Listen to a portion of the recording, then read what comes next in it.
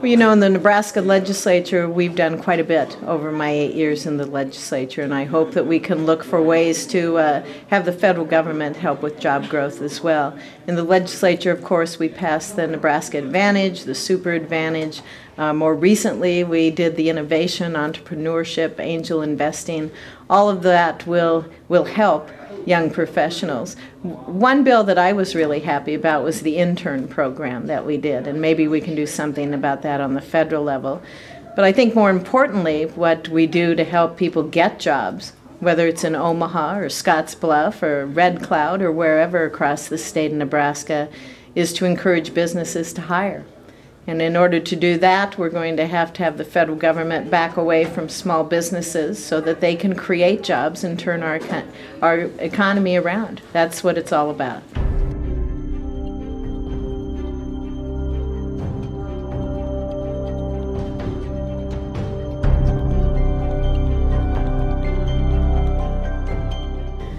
Well, I don't know if I can think of a program right offhand. But I can tell you that I have a very good record of working across the aisle. And I always encourage people to look at the record of both candidates because we have a very different records when it comes to programs. I do have a record of working across the aisle in the Nebraska legislature. You have to if you're going to be in leadership, and you have to if you're going to be working on important policy initiatives. And I've done that. I've been effective in working with people on both sides of the aisle in order to help make the lives of Nebraskans better.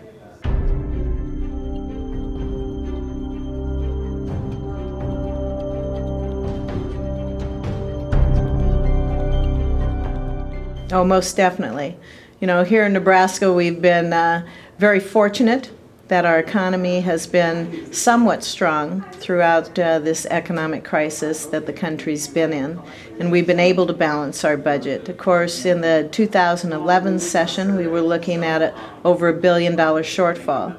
And as a committee chairman, I was charged with trying to find savings under the agencies under my jurisdiction, and we were able to do that, and we were able to balance our budget. We need that at the federal level as well, because believe me, government will spend money if there's money there. And even if there's not, as we're seeing now when we have over $1 trillion deficit every year. So we need to put some controls on so that government can start living within its means. And I think that's very important. But I always caution people, even if we pass this balanced budget amendment and the people in this country pass it, it won't happen overnight. We're looking at $16 trillion in debt. We're looking at over $1 trillion deficit. This is a government that has become out of control. And in order to get back where we can have a sustainable economy, where we can grow jobs, it's going to take a while. So even if it passes, it's not going to happen in a year, it's not going to happen in 5 years, maybe not even in 10 years, but we will be on a road to sustainability.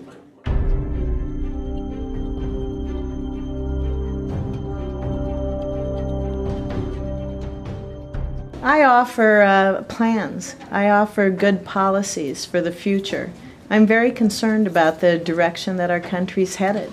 And we're going to have to change that direction, in my opinion, if we're going to have an economy that's vibrant. I have a very positive outlook for our country. I see a brighter future for America, but we have to change the direction we're headed. We have to balance a budget. We have to address that deficit and debt. We're going to have to back government away from small businesses so businesses can create jobs. That's how we turn this economy around. It's by allowing businesses to create jobs, to offer opportunities so people can have work. You know, I just spoke to a college class today here in Omaha, and I looked at them and I said, half of you are not going to have a job. You know, things have to change. And we can do it. You know, we can do this. We can reduce regulations. We can reform the tax code. We have to reduce energy costs. Heck, we need an energy plan in this country. You know, I'm in favor of repealing the Affordable Health Care Act. We need to promote free and fair trade. You know, the list goes on and on.